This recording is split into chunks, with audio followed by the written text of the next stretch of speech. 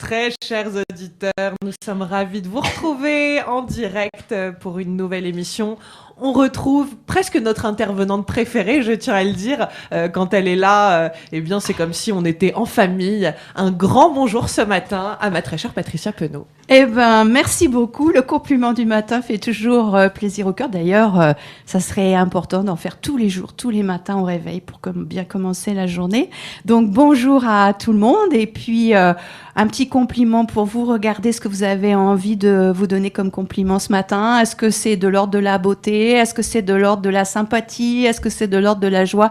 Cocoonez-vous parce qu'on a besoin de ça en ce moment, en attendant l'arrivée du soleil qui naturellement cocoon. On voit bien comment le niveau d'énergie et le niveau de joie remonte dès qu'il y a du soleil. Mais déjà, mettons du soleil dans notre cœur. Donc, ravie d'être ici avec toi, Nathalie. Alors, ma chère Patricia, peut-être pour les petits nouveaux, je le rappelle, tu es praticienne de sophrologie, tu diriges une école, Évolution Formation, tu es énergéticienne, tu es devenue sexothérapeute il y a peu de temps. J'oublierais finalement beaucoup d'autres outils auxquels tu t'es formée. On va dire qu'aujourd'hui, tu es une praticienne extrêmement globale qui approche l'individu de manière holistique. Est-ce qu'on peut présenter les choses comme ça? Oui, on peut présenter ça. Ce qui m'intéresse fondamentalement, c'est l'humain, c'est l'être humain. J'ai toujours été axée là-dessus. Enfin, là-dessus, manière de dire. Sur ce sujet-là, dirons-nous. Et ce qui me plaît beaucoup, c'est de voir toutes les possibilités d'un être humain, même s'il les ignore, et toutes ces possibilités de développer ses savoir-être. Mon grand leitmotiv, c'est comment peut-on faire pour être pleinement, parce que finalement, on n'a qu'une vie ici. Et on n'est pas là que pour aller dans les affres de la douleur et de la souffrance, comme je le dis souvent, de la douceur à la douleur, il n'y a qu'une lettre à changer. Donc c'est vraiment ça, par l'intermédiaire de tout ce que j'ai appris au cours de toutes ces années, c'est comment aider chaque individu à être pleinement ce qu'il est, à prendre sa place et à rehausser l'amour, le joyeux, la lumière en lui.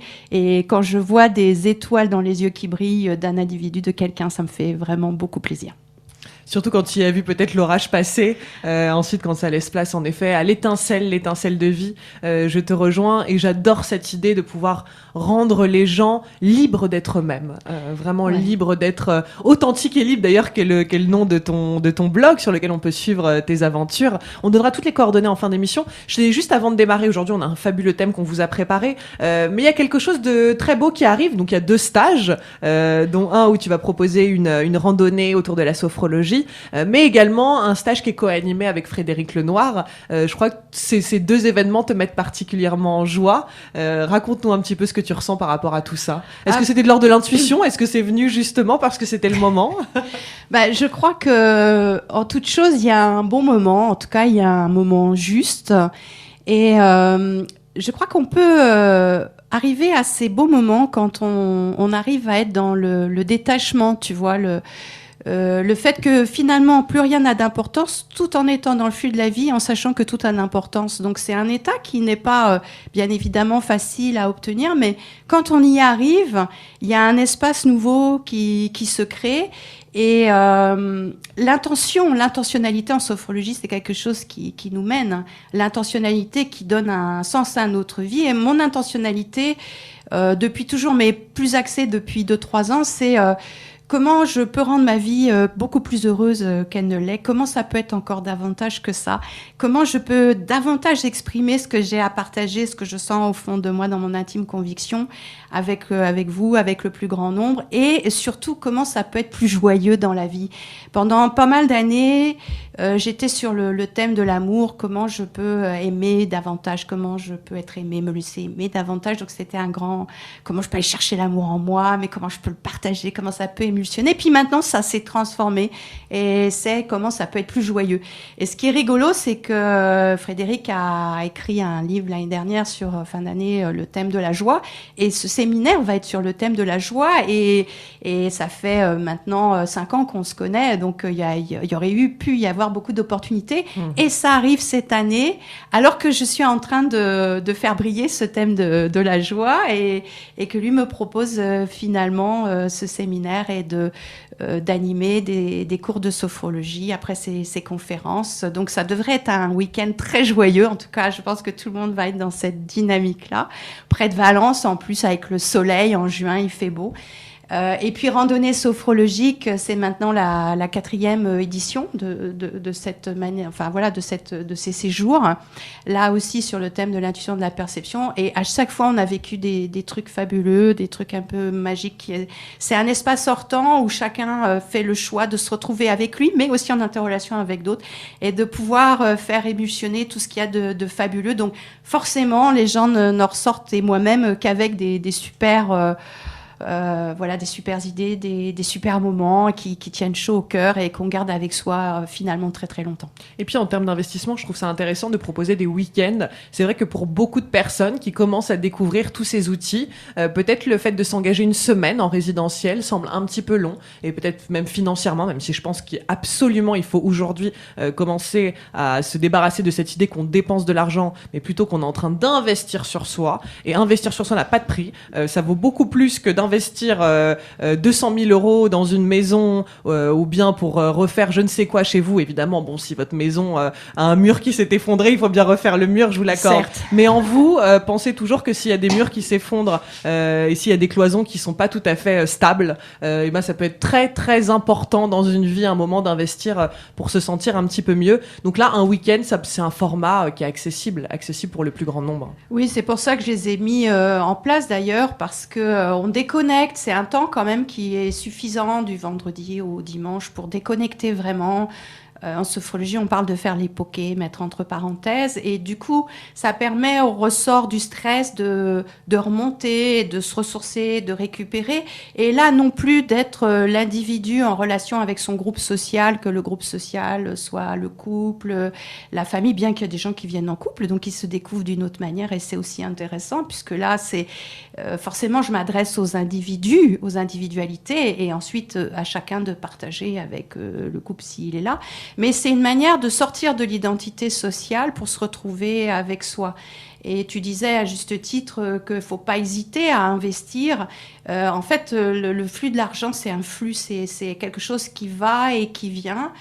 J'ai beaucoup travaillé aussi ces 2 années-là sur ce thème, et je pense que vont bientôt arriver des nouvelles formations sur ça, parce qu'il y a des choses très très intéressantes. Mais en tout cas, c'est ce mouvement d'intériorité, d'extériorité qu'on va pouvoir mettre en place, et ce mouvement de je fais sortir quelque chose qui est un investissement pour moi, et au retour je vais gagner quelque chose qui peut être démultiplié, c'est-à-dire qui ne va pas être simplement l'égalité de ce que j'ai sorti, mais qui va être exponentiel, donc il peut être multiplié par 2 ou par 3, en sachant que l'extérieur est souvent la manifestation de l'intérieur.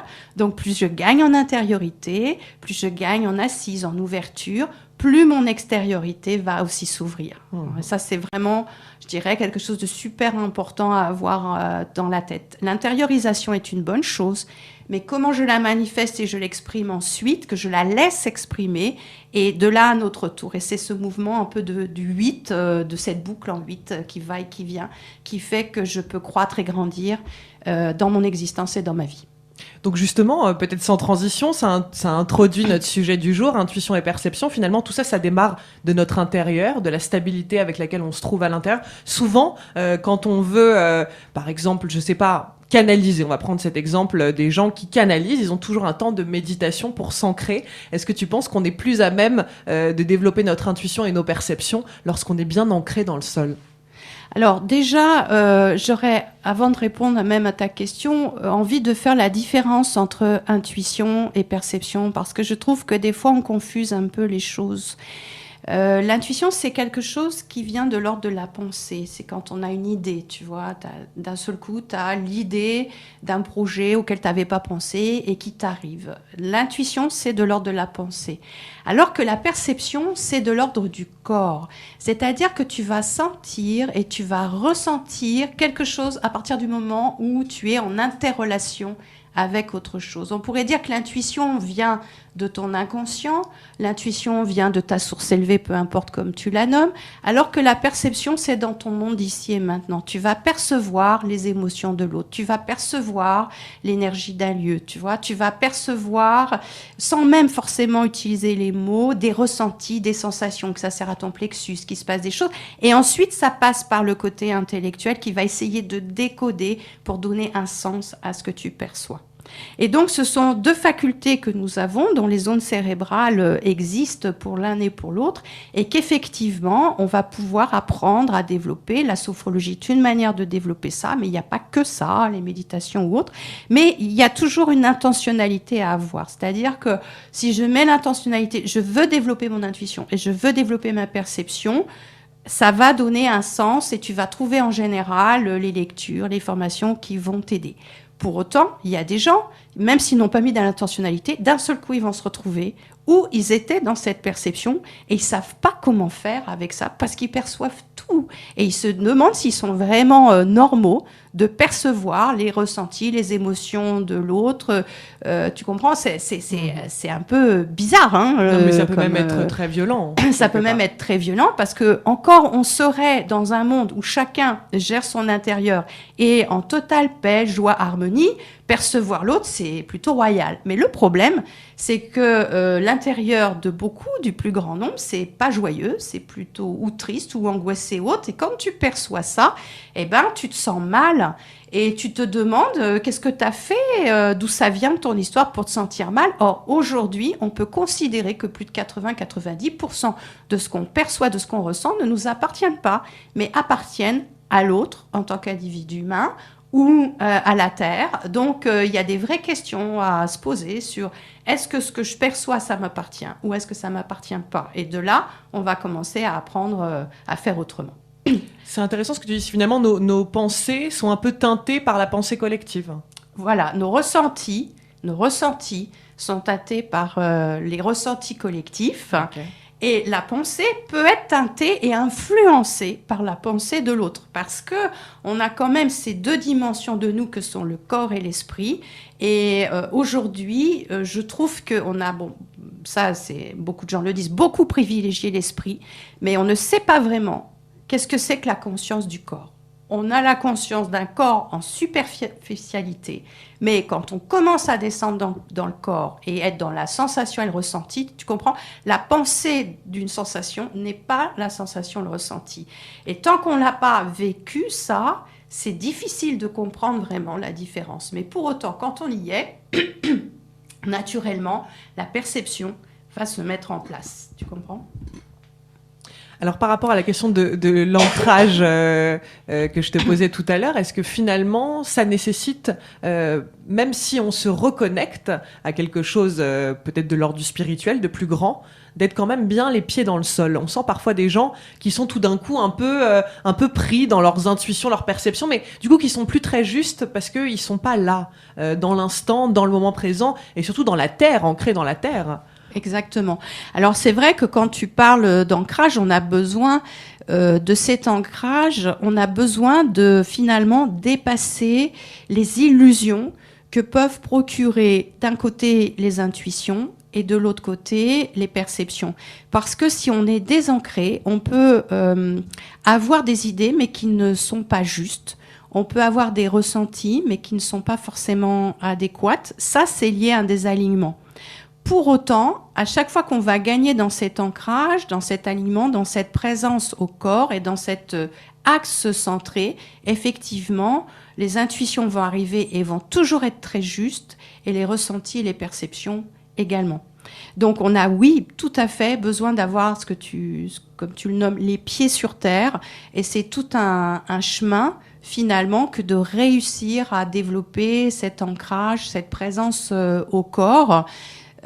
Combien de gens canalisent médiums ou autres, et les vrais médiums, ceux qui canalisent avec justesse, finalement, ce sont ceux qui ont tout un un entraînement pratique de méditation, de contact avec la nature, de ressourcement, de centrage, pour permettre de dévoiler finalement tout ce qui peut obscurcir la conscience et qui pourrait nous donner des faussetés sur ce qu'on peut percevoir. Ça, c'est une première chose.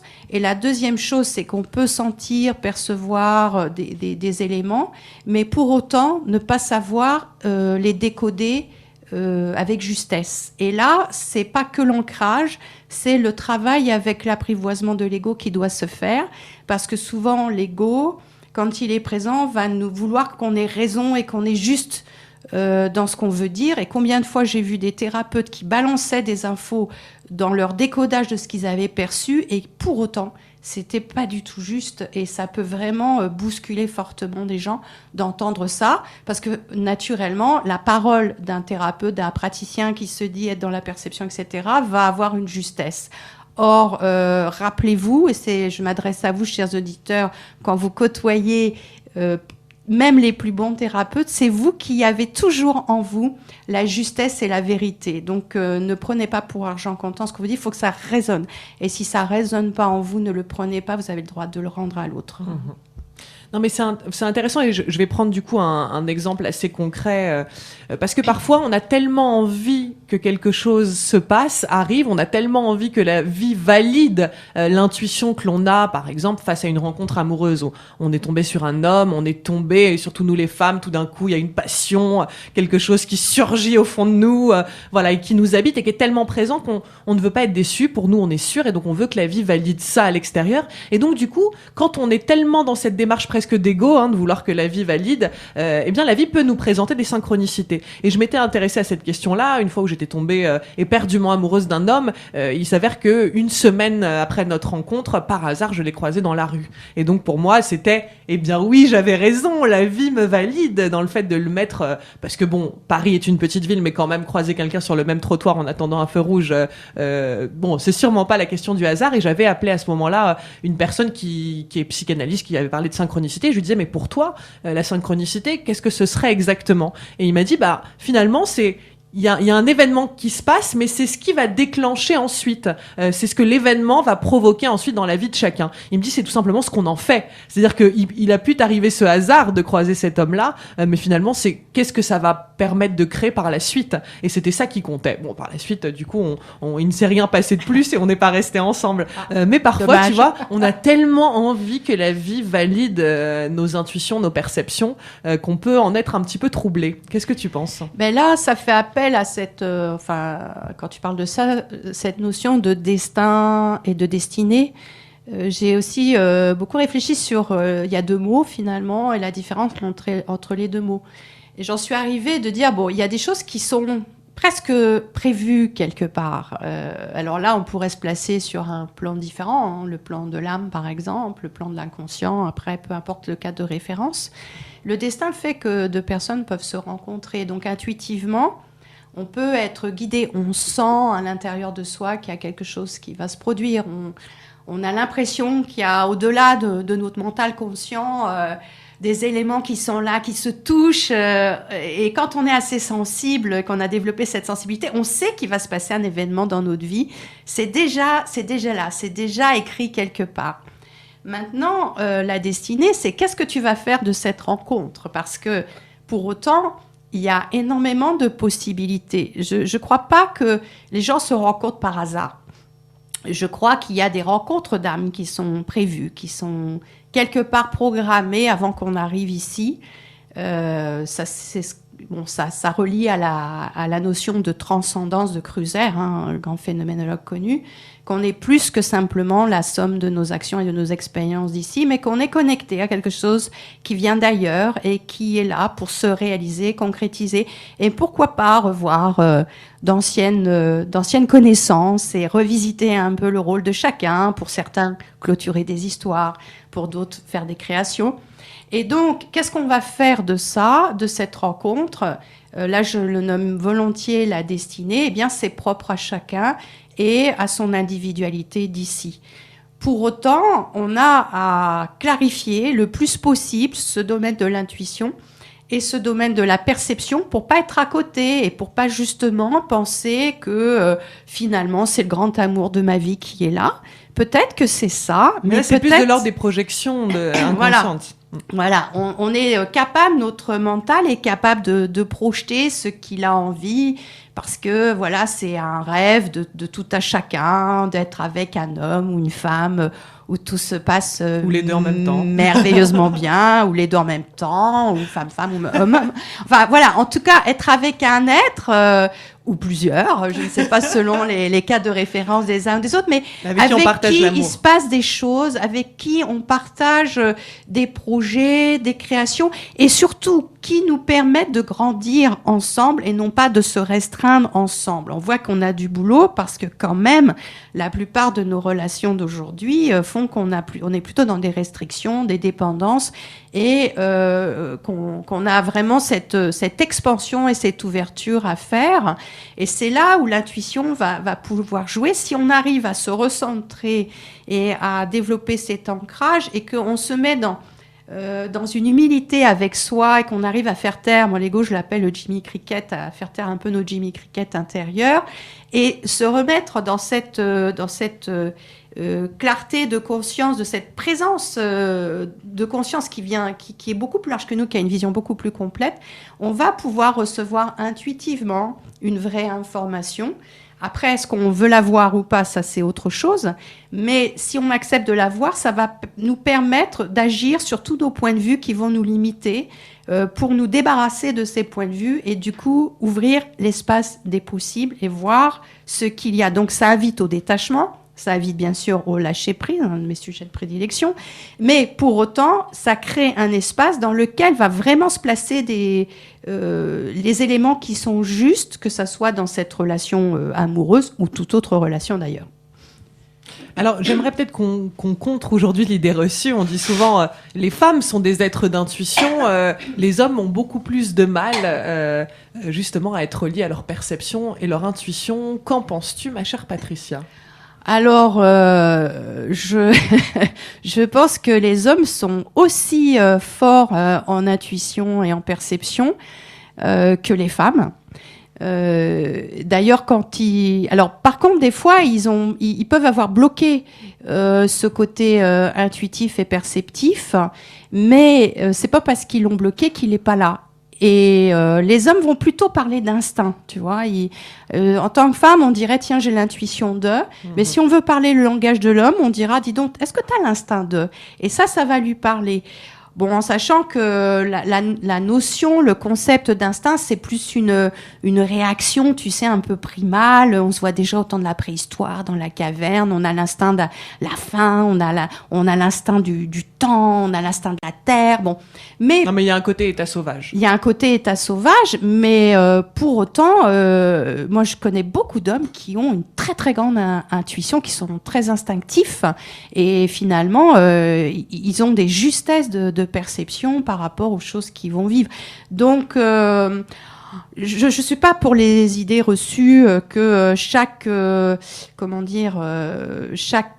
sexe finalement anatomique a développé telle ou telle chose. Ce qui, sur un principe de base, c'est vrai, ça s'est développé plus par rapport à des questions, je dirais, matérielles. C'est vrai que la femme a développé plus son intuition de mère, mais simplement du fait qu'elle est capable à quelqu'un d'autre. Voilà, qu'elle est capable de mener une grossesse et de mettre au monde, alors que l'homme a plus développé, là on est au temps de la préhistoire, a développé plus son instinct de chasseur, parce que forcément la femme, souvent enceinte, souvent élevant son gamin, ne pouvait pas se promener, aller chasser, alors que l'homme lui a dû apprendre finalement à venir nourrir et subvenir à sa famille. Mais pour autant, ça s'est développé par rapport à un contexte. Aujourd'hui, le contexte n'est plus censé être le même, bien que des fois, on retrouve quand même ces modèles-là dans lesquels il faut se défaire. Mais pour autant, on a tous, qu'on soit homme ou femme, toutes ces capacités en nous, toutes ces eaux cérébrales. On n'a pas été lobotomisé plus sur une zone cérébrale qu'une autre. Simplement, le contexte culturel et éducationnel a favorisé telle ou telle manière de réagir. Mais pour autant, si demain on met hommes et femmes avec des activités qui vont développer l'intuition et la perception, moi, je suis sûre que les deux types de personnalités, enfin de sexe finalement, vont avoir les mêmes manières de sentir et de percevoir. Ce sont des caractéristiques universelles. Simplement, est-ce qu'on les développe ou pas ? Comment on apprend à les maîtriser, à les gérer ou pas, ce sont des questions de fond qu'on peut avoir à se poser dans ce temps dans lequel on vit aujourd'hui, quoi. Mais c'est intéressant cette idée de construction un petit peu archaïque et finalement ça semble assez logique. Après, à force de coller des étiquettes sur les choses, eh bien on fait incarner par les êtres ces choses-là. Donc je pense que de partir de l'idée que les femmes en général sont plus intuitives, c'est comme couper un peu l'intuition des hommes en ne leur laissant pas cette liberté de le développer. En effet, je te rejoins, je connais beaucoup d'hommes extrêmement intuitifs et très justes dans leur perception. Peut-être d'ailleurs justement parce que l'émotionnel n'est pas aussi intempestif en eux et que chez nous les femmes parfois comme l'émotionnel prend le pas, et ça pourrait être d'ailleurs une question, est-ce que finalement notre émotionnel peut légèrement nous fausser dans nos intuitions et nos perceptions? Clairement, parce que l'émotionnel c'est vraiment comme une tornade et pour être clair dans l'intuition, on doit plus on a essayé de gérer cet émotionnel pour accéder au sentiment intérieur, c'est-à-dire cet état d'être dans lequel c'est comme au cœur de la tempête, au cœur de la tornade finalement. Donc dès qu'on a un émotionnel, forcément l'émotionnel va teinter nos idées, va teinter nos points de vue. L'homme va être plus direct dans sa manière de sentir et de percevoir, et la femme, elle a à faire ce chemin de calmer son émotionnel pour accéder à ce sentiment intérieur, pour avoir l'assise et la stabilité de cette vision finalement qui va émerger en relation avec l'intuition et ou la perception.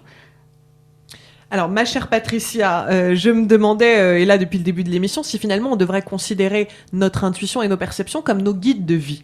Est-ce que c'est censé être le référent pour toutes les décisions que l'on a à prendre dans la vie en règle générale, que ce soit quand on est dans sa voiture et qu'on doit décider d'aller à gauche ou à droite parce qu'on va chez des amis et qu'on est complètement paumé, ou bien pour des choses plus importantes? Est-ce que ce sont les guides auxquels on doit absolument se référer? Alors, ma réponse est fondamentalement oui. C'est-à-dire qu'à partir du moment où on fait ce chemin de désencombrer tout ce qui encombre la conscience et qui perturbe finalement cette intuition, cette perception, ce sont des guides, mais incroyables. Incroyables. Qu'est-ce qui fait que tu vas tourner à droite ce jour-là plutôt qu'à gauche? Qu'est-ce qui fait que tu vas traverser la rue là et pas cet endroit-là? Tu vois, ça c'est l'intuition. Et l'intuition, si tu es clair avec ça, elle va t'emmener vers ton meilleur. Faut pas avoir peur, l'intuition ne nous emmènera pas vers notre pire. Ce qui nous emmène vers notre pire, c'est notre mental, ce sont nos points de vue limitants. Mais notre intuition, jamais. Elle ne veut que nos meilleurs. Qu'est-ce qui va faire quand tu vas percevoir que dans cette relation, il y a quelque chose qui est lourd, qui crisse. Est-ce que c'est juste de rentrer dans cette relation ou pas? Tu vois, c'est des questions qu'on va pouvoir se poser, va nous aider à, là encore une fois, aller vers quelque chose de plus joyeux. Donc oui, fondamentalement, c'est primordial pour les uns et pour les autres d'apprendre à se remettre en alignement avec son intuition, à développer sa perception des choses et à apprendre à décoder ça pour pouvoir aller vers une vie joyeuse, heureuse, etc. Donc ce sont deux outils fondamentaux en tant qu'être humain. C'est pour ça que j'ai mis en place ce stage d'intuition et perception. On va faire beaucoup d'exercices pratiques. Là, on discute, on philosophe, on échange sur ce thème-là, mais lors du stage, ça va être vraiment... On va pratiquer, parce que comme toute chose, dans ses capacités, pour les développer, et il faut faire des expériences. C'est très expérientiel. Donc, on va beaucoup faire d'expériences. C'est fun, c'est très agréable de faire des expériences. Découvrir. Et c'est comme tout. Si tu veux apprendre à jouer du piano, il faut que tu joues du piano tous les jours et que tu fasses tes exercices. Si tu veux apprendre à développer et à conduire et à savoir décoder ta perception et à être aligné pour recevoir des intuitions claires, il faut pratiquer tous les jours aussi. En tout cas, t'ouvrir à ça. Je pense qu'il y a souvent le besoin de déblayer un petit peu pour pouvoir laisser place à toutes ces intuitions qui nous traversent. Mais je pense que la majorité des gens ne les voient pas, ne les écoutent pas. Et puis, comme tu dis, parfois le mental est tellement là pour nous faire aller dans le sens inverse que du coup, ça devient presque une schizophrénie intérieure. Mais c'est vrai qu'il y a des intuitions plus fortes que d'autres. Il y a des intuitions, c'est presque une fulgurance. C'est-à-dire qu'il y a eu ces histoires de personnes qui montaient dans un avion et puis qui se disaient au dernier moment « je ne peux pas » et l'avion se crachait. Enfin, ça arrive, des exemples comme ça. Tu sais, et tout d'un coup, c'est même plus fort que nous. Il faut qu'on... Est-ce que ça, on peut faire confiance à cette fulgurance qui peut tout d'un coup nous foudroyer? Tu vois, quand il y a eu les attentats sur Paris, le jour même, moi, je venais sur Paris et ça faisait 2 mois que je sentais qu'il y avait des choses qui se passaient dans l'inconscient collectif. Mais bon, c'était dur de mettre en lien avec ça. Et ce matin-là, sur Paris, j'étais angoissée. C'est pas mon genre d'être angoissée comme ça, ponctuellement. Je savais pas pourquoi. Donc, bien sûr, j'ai été faire ce chemin de savoir est-ce que ça m'appartenait ou pas, mais j'arrivais pas à décoder. Je fais la route sur Paris et plus j'avançais sur Paris, et plus j'avais cette perception d'angoisse qui était là. Et j'ai pas été tranquille toute la journée. J'ai pas été tranquille, mais je n'arrivais pas à décoder, tu vois, clairement. Je sentais qu'il se passait quelque chose, que c'était plombé, qu'il y avait des choses qui se jouaient ailleurs, mais j'arrivais pas à décoder vraiment clairement. Et le lendemain, quand j'ai vu ça, j'ai vu que effectivement, tout de suite, ça s'est mis en connexion avec ces éléments. Mais pour autant, à aucun moment je n'ai senti ou perçu qu'il y avait un danger, en tout cas à ce moment-là pour moi, qui m'aurait fait ne pas y aller. Mais par contre, si j'avais eu ça, c'est sûr, même si je ne savais pas décoder, que je ne serais pas montée sur Paris. Ce sont des indicateurs profonds et je crois que tous, on a la capacité de recevoir les intuitions et de percevoir, sauf que comme c'est pas habituel, qu'on n'est pas éduqué dans cet état d'esprit-là, on met souvent les choses de côté. On dit non, c'est pas possible, mais non, c'est mon mental, c'est ma pensée qui me joue des tours.